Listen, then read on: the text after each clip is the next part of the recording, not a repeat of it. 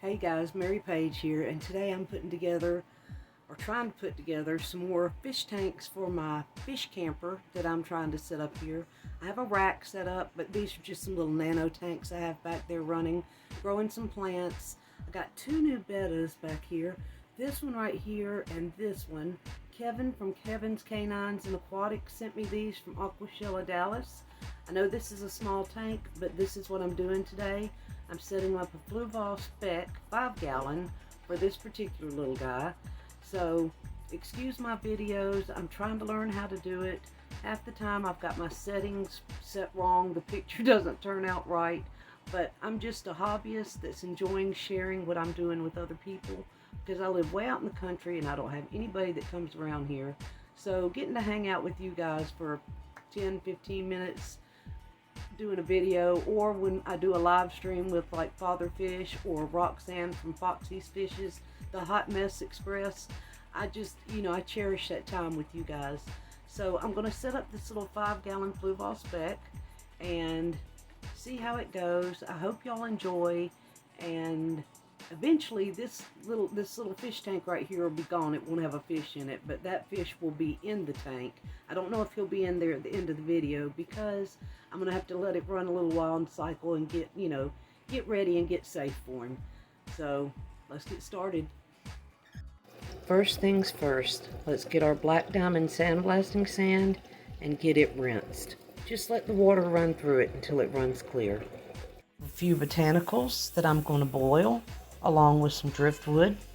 This is some petrified driftwood that I got from Diego from Petsotics, and it is like I said, it's petrified driftwood, but I'm going to go ahead and boil it for a few minutes just to release some of the extra tannins, but I want to keep some of the tannins because this is going to be a betta tank. This is the Fluval Spec that I need to clean up and get it ready for its transformation into a new betta tank. The filter media that comes with the Fluval Specs. I don't have one compartment, so I'm just going to use a piece of sponge in there just to seal that up. And then the other is the ceramic media that's great for biological filtration, growing that beneficial bacteria. So I've got that all ready. My base in my aquariums is always the same thing. I use usually a mixture of some pre-existing gravel, sand, and a little bit of organic potting soil or a little bit of soil from my yard. I always put in an inch in my base layer, and then I'm going to cap this with sand. Y'all excuse my fingernails. Working out in the yard, I've already ripped all my polish off.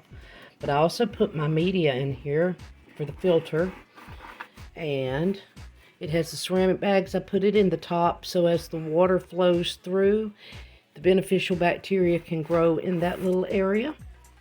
And next I'm going to start capping it with sand and seeing if I can get some hardscape in. This is the third boil on the driftwood. The water's starting to clear up. The first two times it looked like tea when I poured it off. And then I'm going to soon add in my leaves and my elder cones. Okay, I've got my base layer in there and a good inch of sand. I still have to put some more in there, but I'm going to add a little bit of an API root tab into this substrate before I finish capping it. Boy, someday maybe I'll have a fancy studio I can set this stuff up in. But for now, I'm really happy. Including that bottom part right there, it looks like I'm getting to 2.5 to 3 inches of sand. And that's what I like. I want it the deeper the better, because that's going to set up a natural filtration system. And again, I'm using the black diamond sandblasting sand. And then I have some, I guess it's a Top Fin or Aqueon black sand that I've just put on top just for cosmetic. So now that I've got that done, I'm going to move the aquarium where I need it to go and start working on the rest of it. That vinyl that I ordered from Primetime Aquatics link, but I think I'm just going to go ahead and use the black chalkboard paint. It's quick and easy. I can do it real fast and it'll be dry in no time. Okay, I've got my background done. Hold on and I'll show you. It's all painted, waiting on it to dry. I'm going to flip this around in a minute. And I did order a light off of like the background, Primetime Aquatics, along with a lot of our favorite YouTubers, do have Amazon links. So I did order this Hygger light off of their link. I just unboxed it. I've had it for a little while. I've got to add these little arms to it. But this particular Fluval Spec, although it was new in a box, the reason I got it for the price I got it at was because it was missing the light. So that's been easily fixed with this right here. So now that I've got the background painted and I'm getting ready to do the light, then I can finally start my hardscaping or planting or whatever I'm ready to do. See, that's actually fitting on there perfectly. I'm so thrilled. So I need to get it cleaned up. Sorry about the glass being, you know, like dusty looking, but it's just where I've been setting it up. Hopefully everything else works, and let's go to the next step. Now I'm letting this run right now, and I've got one of these little heaters right here. This is a really small nano tank heater that my friend Roxanne from Foxy's Fishes, y'all please check her out, and we do a live stream every Thursday night at 7 o'clock. But I'm going to put this little heater into this little compartment here, and right now there's nothing in here. I'm just running the water, seeing how the heater works, and sorry about the squeaking. So I'm going to let this tank run overnight. I went ahead and filled it up. One thing about these Fluval Specs is they do have a pretty powerful pump in them that moves a lot of water. You can kind of see it there, and you can kind of see the debris moving around in there. So I'll figure out what I'm going to do to slow that down a little bit. You don't want that much flow for a betta tank. And Fluval does have a spray bar that you can add to this. But I'm always watching one of my other favorite channels, and I always mention him, is Fishman. And he's always making DIY, just everything for aquariums. Y'all check him out. But if anything, I'll make me some kind of little DIY deflector or spray bar. Something to slow that flow down so it doesn't blow my betta all over the tank.